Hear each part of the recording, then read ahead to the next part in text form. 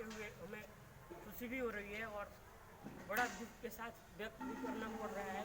कि हम लोग बाबा साहब की जयंती को जिस जोश से, जिस हर्षोल्लास से, जिस उत्साह के साथ मनाना चाह रहे थे, शायद आज नहीं मना पा रहे हैं। वजह सरकार है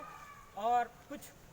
हम में भी खामियां हैं, कुछ हम में भी कमियां हैं, जो अभी एक हमारे भाई ने बताया कि हमें अब अभी धूप लग रही है। और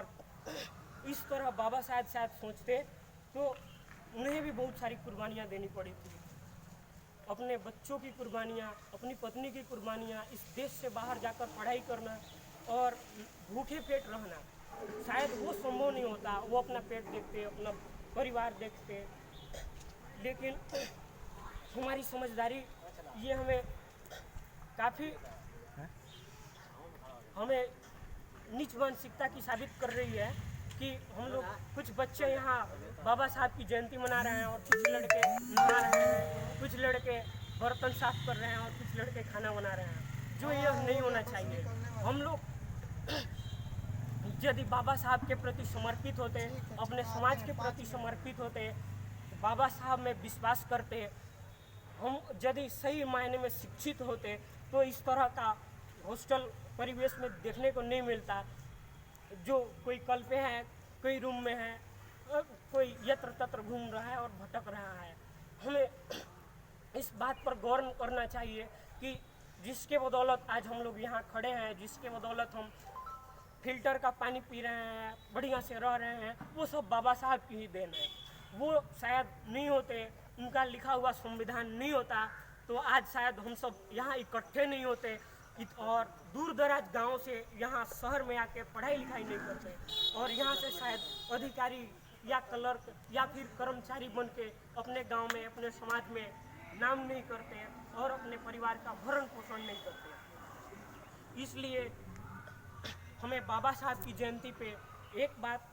आप लोगों को ज़रूर बतानी है कि बाबा साहब की जयंती केवल मना लेने से, यहाँ खड़े हो जाने से काम नहीं चलेगा। जिस तरह से सरकार हमारे प्रति हमें दबाने की कोशिश कर रही है, हमारे समाज को नीचा दिखाने की कोशिश कर रही है,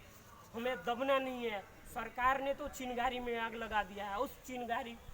के आग को हमें जलाते जाना है और एक दिन वो समय ज़रूर आएगा जब हम विस्फोट करेंगे, हमारा समाज विस्फोट करेगा अपने समाज के प्रति, अपने हक के प्रति, अपने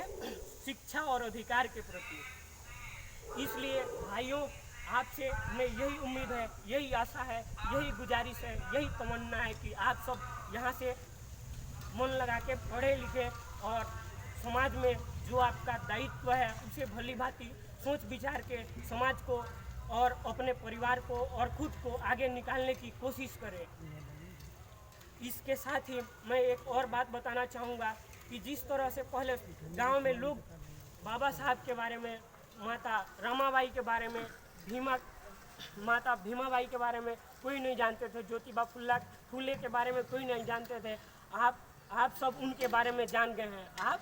सब उनके बारे में पढ़ गए हैं, समझ गए हैं, सीख गए हैं। अतः उनके बारे में आप सबों को अपने समाज में जो नहीं जानते हैं उन्हें तर्क के माध्यम से बताना है, समझाना है और उन्हें उन पे जो धर्म का आडंबर है, अंधविश्वास है, उसको हटाना है और उन्हें सही सदमार्ग पे लाना है। इसी के साथ मैं एक बात और बताना चाहता हूँ कि मैंने अपने पढ़ाई लिखाई के दम पे ही हिंदी साहित्य से एमए किया है और उसी के बदौलत आज कविता, गीत बाबा साहब के प्रति लिख रहा हूँ और ढेर सारे गज़ल शेर भी लिखे हैं। उनमें से एक कविता बाबा साहब जी को समर्पित है, वो आप लोग चाहेंगे तो सुना देंगे। सुनना है बाबा साहब की को? सुनाइए।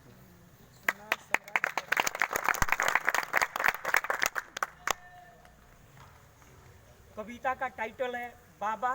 तेरे लिए। जीऊंगा मैं तेरे लिए, मरूंगा मैं तेरे लिए, जब तक है जान बाबा दुनिया से लड़ता रहूंगा मैं तेरे लिए। सांसों में सांस लेके बाबा तेरे अरमान लेके, जब तक है जान बाबा ये कदम बढ़ते रहेंगे बाबा तेरे आशीर्वाद लेके। लड़ जाऊंगा मैं, अड़ जाऊंगा मैं, जब तक है जान बाबा, हारेंगे ना हिम्मत हम, मनुवाद को मात दिलाएंगे हम। बाबा तेरे सपने को साकार बनाएंगे हम, जब तक है जान बाबा, समता होगी सब जगह, ऐसा भारत देश बनाएंगे हम, ऐसा भारत देश आप सबों को बाबा साहब की जयंती पे ढेर सारी शुभकामनाएं और बधाई देते हुए फिर से बाबा साहब की नारे को मैं बुलंद करना चाहता हूं, ताकि उनकी आवाज वो कहीं है तो उनके पास जाए, आसमान की ऊंचाई को, बादल को चीरते हुए जाए। बाबा साहब हमारे, बाबा साहब हमारे, विश्वरत्न हमारे, विश्वरत्न हमारे, संविधान निर्माता हमारे, संविधान निर्माता हमारे।